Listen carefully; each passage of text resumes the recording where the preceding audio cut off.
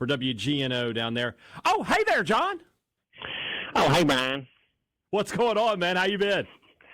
I've been good, dude. This week is crazy. We had opening night last night. We have a bunch of content to fill, interviews, all that good stuff. It's a lot of chaos, but it's fun, man. I've been enjoying it.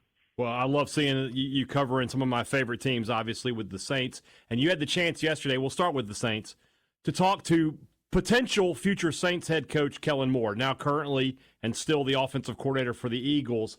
In that conversation, John, what did he have to say about New Orleans and the possibility that he's going to take that job? Yeah.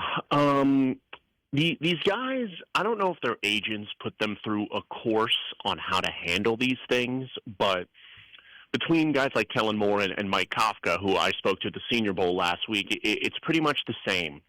They all say they're grateful for the opportunity. They really enjoyed their time with Mickey Loomis and kept things as vague as humanly possible and kind of moved on. So that's basically what we got on that front.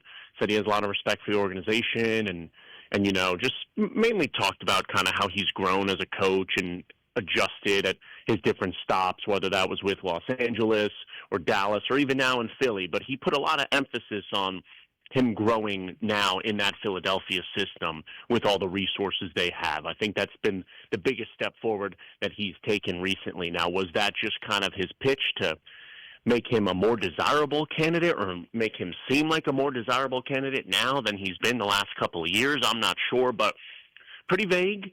Asked him about what he thinks of the Saints roster, and again, there's a lot of those reports coming out now, too, that he may not be the biggest fan of Derek Carr and might want to take the QB situation in another direction. But, again, he had nothing but good and very vague things to say on that front. All he said was, we played against the Saints earlier in the year.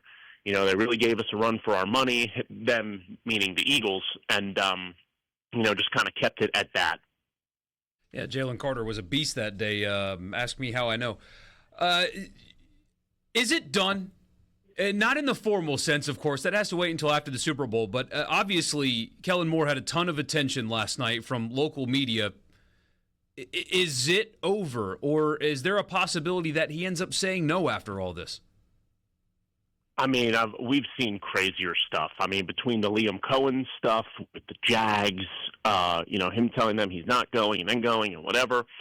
I don't know. You combine the randomness factor of the NFL with also the secrecy that the Saints operate with. I mean, no one really knows, what Mickey Loomis is truly thinking in that regard, too. But, I mean, I think so. I think there's a wink-wink kind of agreement there. They just, out of respect to the Eagles, because all these owners are friendly and whatnot, they're probably trying to say that it's not quite just so, it doesn't appear as much of a distraction as it could be if it were done. So I think it is. But again, things can happen. I mean, the Super Bowl is 5 days from now. There's a lot of time until then.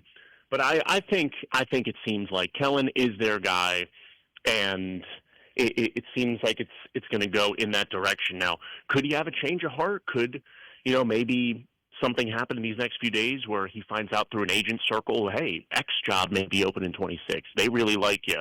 And maybe he holds out. I don't know. That could happen as well. But I think it's pretty much done and over with that he's going to go there, barring anything insane. But it is the NFL, so you always have to keep insanity in the realm of possibilities.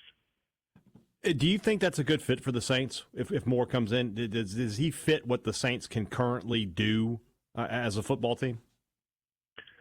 I think a few things are true. I think, one, the Saints had been, quote-unquote, passed over by the main thing that's concerning is the Joe Brady part of it.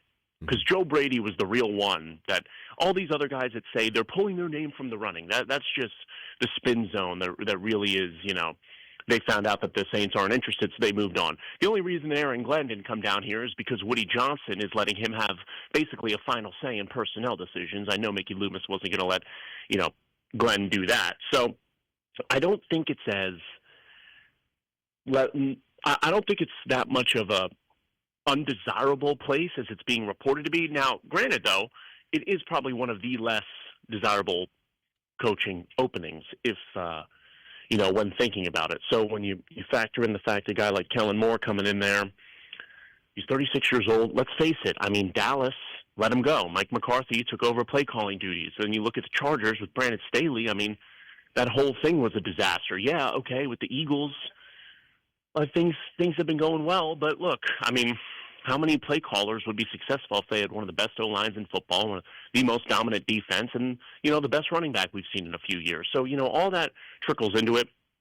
Having said that, I think that a young guy who has some good, refreshing ideas, maybe take the organization in a different direction that it's been in the last few years, I think that could be it could be a good fit for the Saints. The only problem is Kellen is going to be in a really tough spot, and he has no head coaching experience, and that really needs to be factored in. And what I mean by that is the main pieces that he's going to be dealing with here are aging stars, so they're not even really in the rebuild yet.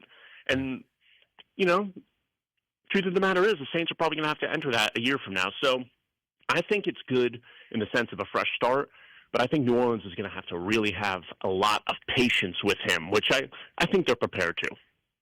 On the game this Sunday, so you got to cover the media event last night, which, as you can attest to firsthand, I was only watching through the television, can be a bit of a circus. What are your thoughts on this game itself? Matchups, stuff like that. Who do you think has the edge here? Man, I think when you're a team like Kansas City and you have that much juice and you've won back-to-back Super Bowls and then you're going again and you're playing against the team that you beat 2 years ago, and it's crazy. I think the stat is that teams are 4-0 in the Super Bowl in rematches of a Super Bowl game. So that's interesting. I just think they have so much juice. They spent this whole season in autopilot mode, basically just waiting for the playoffs. And I think they're inevitable. I really do, until someone shows that they'll beat them. And I don't know, their defensive style with Spags, with kind of bending and not breaking and being so disciplined and never really making any mistakes. I mean, that's really a part of it. So I think Kansas City is definitely going to be I just think that I trust Andy Reid more than Nick Sirianni. I think that obviously Mahomes is much better than Hurts, and Saquon will only do so much. They'll scheme up a lot for him. So I think Kansas City should win this one, in a close one, but it'll be one of those weird close games that that the better team was going to win the whole time, I guess, if that makes sense. John, I happen to know that you might place a wager every now and then. What's your favorite Super Bowl prop bet to get a hold of this week? I think I saw Dallas Goedert over under 49 yards. I really liked that one. That's a good one. He's been their guy a lot of these playoff games. I don't know if it was 49 or something around there, but I think he'll have more than that. I mean, the Chiefs have some good linebackers, really headlined by Nick Bolton, but I think that it's going to be the Dallas Goedert one really, really sticks out to me.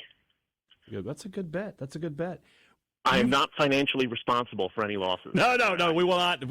Our audience already knows gambling advice through these airwaves is not to be taken or just faded. Either one. We'll have your lawyers get in touch with people. Don't worry about it. Don't worry about things like that. The casino, though, that's yours. You don't have to worry about it. Good. When you think about, I'm sure it's not, like covering Starkville versus Meridian was earlier this year, but you got about 90 seconds here. Just for you as a journalist, what's this like? Like the Super Bowl itself? Yeah, being able to cover a Super Bowl. Yeah, it's unlike anything. Every night we have a 30-minute show to fill, so a bunch of stories, a bunch of coverage. It's not even just the game; it's just the experience around it and all of that other stuff. I mean, there's so much that goes into it. So I'm just kind of learning and growing, and looking forward to Sunday. But I mean, last night was a circus. The rest of the week is going to be at Radio Row and all that stuff. So I mean, it's been wild, man. It's kind of surreal. So just kind of taking it in as much as I can, and I can't wait to be there Sunday for the game. I mean, that's going to be a bucket list item for sure. So I feel like I'll know more about what the whole week is like after it kind of wraps up. Got a prediction? Need to make it quick. Yeah, I think Kansas City 31, the Eagles 24. That'll work. One last question, John. I'll take that. One last question, John. Sure. Do you know who votes for the C Spire Trophy? I don't, but I know of someone who can look into that. All right, you get me in touch with that person, and we'll take it from there. Really appreciate it. I will. He'll get down to the bottom of it. He's the best there is. He might skip lunch as a result. He might. Jon Sokoloff, WGNO. So good to talk to you, man. We miss you up here, and I'll see you soon, my friend. Miss you, buddy.